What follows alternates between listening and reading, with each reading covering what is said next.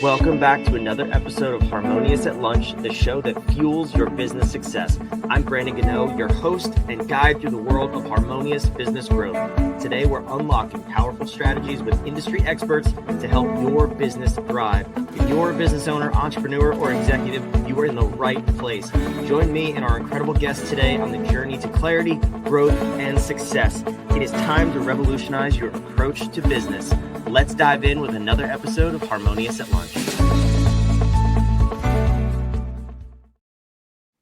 Welcome back into some more bite-sized business advice. And I have what I think is going to be a really fun episode today, a little change of pace. We're going to talk about memes and marketing. And I have the one and only meme lord with us today, Drewbie Wilson. Welcome to the show and thank you for being here.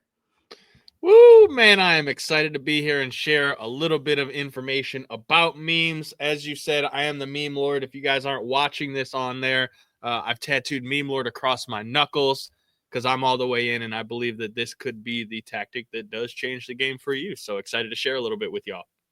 Yeah, I've never seen, as he mentioned, if you're listening, I would at least check out the intro to this episode on YouTube. He does have Meme Lord tattooed on his knuckles. I've never seen more commitment to memes in my life. So I have already stamped the approval on the Meme Lord. Drewbie, it's an interesting conversation. It sounds like a fun conversation, but you mentioned before we start recording, there's actual science behind this and we can nerd out a little bit, which I think is absolutely fascinating. But my first question is, memes have only been around for maybe a decade or so. Are you worried that your tattoo is going to go out of style? What if we have holograms and we evolve past memes? What do you do then? Well, this is a great way to challenge you right off the rip, my friend, because memes have actually existed since the late 70s, early 80s. Look at that. I'm already stupid on my own podcast. This is fascinating. Now, y'all, you're going to love this. This is why I nerd out on it, because memes, it actually comes from the term memetic transfer, which is in the book The Selfish Gene by Richard Dawkins. So he's a scientist that was studying biology and Darwinism, and essentially memetic transfer is a change of a transfer of ideas between societies. So for the example, the science example is like, hey, if you have a group of monkeys on one side of the island and they exist, and there's another group of monkeys on the opposite side of the island, but the island monkey group B, they happen to use rocks to crack open the coconuts. And so those monkeys tend to eat and be healthier. Well, one day a monkey happens across the island and sees this group of monkeys using a rock, and they go, well, that's fucking genius. I'm going to go back and tell my other monkey friends to use a rock to crack the coconuts. That's memetic transfer. It's the transfer of information from one society to another. It's like when we're kids.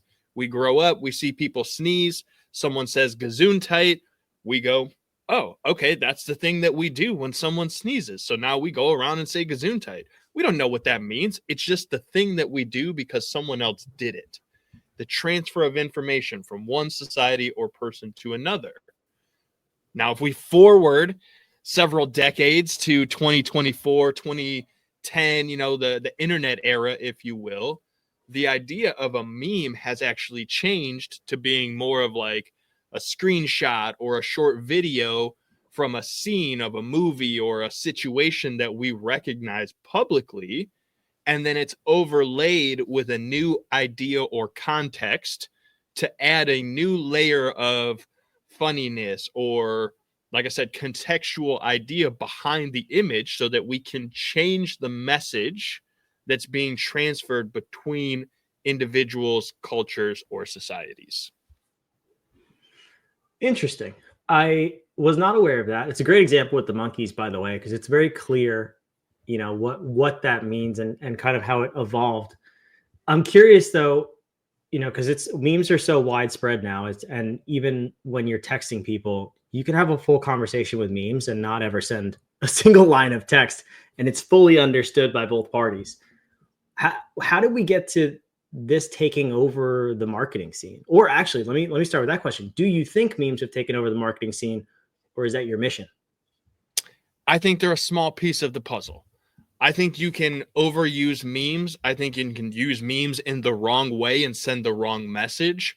And I always joke, if a picture is worth 1,000 words, could a meme be worth $1 million?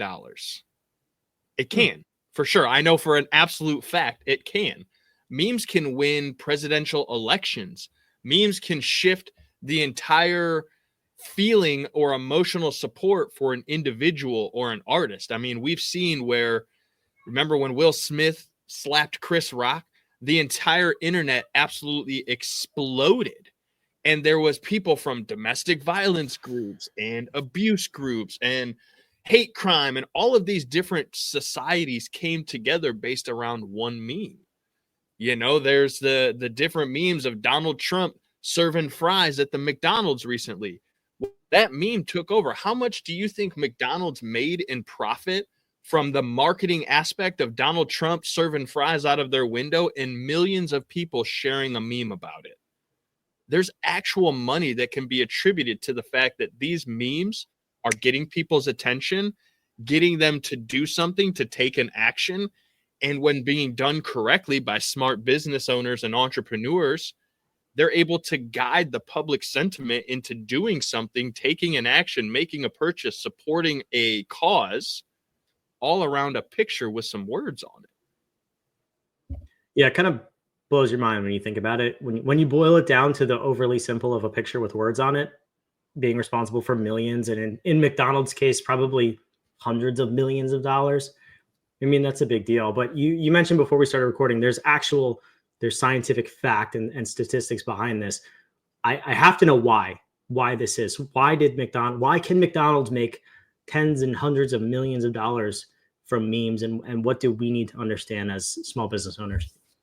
So I think this is where the fun part about marketing and sales really comes together for me personally, and where I think the listener can really use this to their advantage.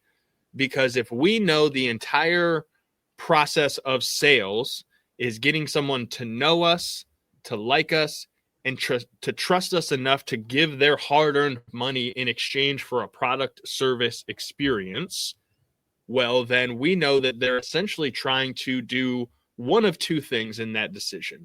They're either trying to get out of the pain that they are in, that they're currently facing, that's keeping them up at night, that's making them not sleep well, that's making their lives miserable. They're trying to get out of that. Or they're currently in kind of a gray area where they're like, well, it's not bad, but it's not great either. And they're trying to get into a position of pleasure. That's literally the only reason people do anything. They want out of pain or they want into pleasure. And if we know that, and we know that it's an emotional feeling that they're going through, and we can now tap into those emotions because we understand our client avatar is a man between the ages of 25 and 45 who's really into guns, Trump, and his country. Well, then if we're putting a specific type of product in front of that individual, we know the likelihood of them buying is higher. And if we want to speak to those sort of elicited emotions, well, then stands to reason if we make silly memes or we share memes that talk to the sentiment and the emotional relationship between people that they recognize, man, that's a God's guns in our country, well, then they're probably going to want to support it. Just in the same way, if we were to create an opposite style meme where we're like, we need to control and not give people so much and everybody deserves freedom, there's a cultural side of society that's going to buy into that too. So from a marketing standpoint, if we know who we're trying to get the attention of, and we have a product or service that we know can help them, then using those memes that tap into those emotional connections because, hey, it just so happens this cultural society of people all really resonates with this movie or this specific situation that just happened in the news cycle. Well, if we talk about it, if we share those things, it's going to get their attention. And if we've overlaid a context that connects that emotion and situation to our product, service, or deliverable, good chance they might want to reach out to us and continue that conversation. I can't help but think of, there was this company that I had worked with, I think last year, about a year or so ago, and they use memes all the time in their newsletters. The interesting piece though was there was no theme. Like either they didn't understand fully who their customer was, or they just thought memes were funny in general. So how do you kind of balance that, right? Like the exploring new memes that may be funny, may help elicit those emotions, and just going too far with memes. Yeah, that's such a great point, because I've definitely had people that have gone through some of our training programs that we cater to memes. Is like closer memes is how we teach people this process. And one of the first things I say is don't overdo it. Too much of anything is no longer a good thing. It becomes like an overwhelming it's just too much. And so where I think you have to understand is it does come back to the basic marketing premise of whose attention are we trying to get? Why are we trying to get their attention? What specifically are we trying to get them to do once we have their attention? And what's going to happen if they do that thing? Because that is like the ultimate foundation of marketing, is get attention, get them to do the thing, and then get a result, which is typically making money or providing a service or whatever. So the same thing needs to occur with a meme. If you're going to share a meme, what is the intention? What is the message that you're trying to get across? What is the next step for them to take if they do have an emotional connection to it? Because if you're not creating a clear path, like you said, you're causing confusion. You're basically making it to where they don't know what to do next. And so you have all of this potential that ends up getting wasted because attention spans are short. And while you might have that quick 8 seconds from sharing a meme, if it's not directing them in the path that you want, you're ultimately just creating another roadblock for yourself. You're creating an open loop, and people, they don't really like open loops. They want to know how the series ends. That's why they keep coming back. So it's important to give them that opportunity to understand what the next step is once you've got their attention with the meme. Yeah, that makes sense. And I can't help but think about I guess another side of this conversation too is some memes are just so overused that you can't really attribute it to any one person or company, right? It's recycled over and over, whether it's a video, like you said, an 8-second video, or it's an actual picture. How do you, as a brand, balance the trendy versus the original? Well, I love that question. And for me, I think it's a balance of both, because if you watch, all trends come in cycles. For a long time when we were kids, it was Jinko jeans. How wide can you get the bottom of your jeans? And that was like in the 90s. But before that, people thought that's stupid. No one wears big jeans. It was all skinny jeans and like breakaway pants in the 80s, the all that. But if you went before that, it was bell bottoms. But they weren't, it was different. Bell bottoms aren't Jinkos. That's a different kind. If you asked, they're going to say it's two totally different trends, but it's really not. It's how wide are the bottoms of your pants? That is the trend. So if you think about memes, yeah, I want to stay hip. I want to see what's new. I want to see what's trending and being talked about in the current cycle. Because if we're using, to get real nerdy, the algorithms and the way the social media channels are designed is to catch what's hot, what's new, what's trendy. So we need to know those things, but it doesn't take away from people love the classics. Why do people still listen to songs from the 80s and 90s? Because it takes them back to an emotional connection, a situation, a memory, something that to them has meaning, has value. So memes are the same way. If you know your audience and you want to touch on a certain emotional connection or feeling, and you can go and pull a screenshot or a video clip from something that audience specifically will go, these are my people. Well, then you can use that old school feeling and emotion to pull it out and get their attention, because you know how they think a lot of times better than they do. I like that example too, because it kind of hits on your earlier point. If you were to go back and listen to music from the 80s or 90s, or if you're younger, maybe from the 20 teens, that hurts me a little bit to say, but but anyway, if you keep listening to it, it doesn't bring back those emotions. They fade over time, right? So it's not every line of text needs to be a meme in your emails. Shout out to you, company I was talking about before that I will not name on this show. But this is a cool conversation because I think there's a lot of power. You've illustrated the power in using memes in your marketing if it's done right. And I think people need to really look at their strategy before they just jump right into it. That being said, where can the listener learn more about you, understand how to do this better in their marketing? The number one thing that they could do is share this episode on social media first, and then tag Drewbie us is my at Call the favorite Damn guest Leads ever for saying that. Oh, well, thank you. The reason I say that, though, is because if someone spent their time, which is your most valuable asset, like we all know how to make more money, bro. Like that's not new. We know how to do that.